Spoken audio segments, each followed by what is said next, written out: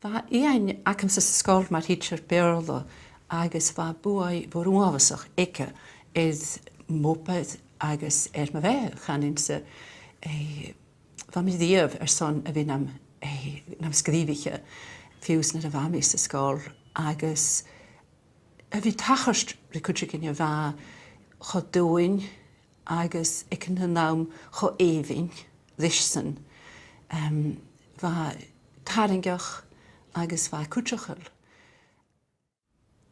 Stocha go raon rud a bechutramiche gás a dhecuú a rainíáin.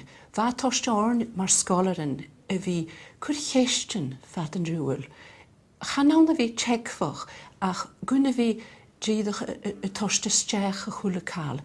Fá hanas an réich suas go cvéiteh. Bhacin bhí chur chéistin ar a chuúlaáil ar an thuil ar fad. Díadach guna bhí gáilris a chuúlaáil a bhain. Agus hamas minnecha go ran mar sin a ha a héin a déalacha rí na cúspadan a hatúcha ceanna sa bharstach ike.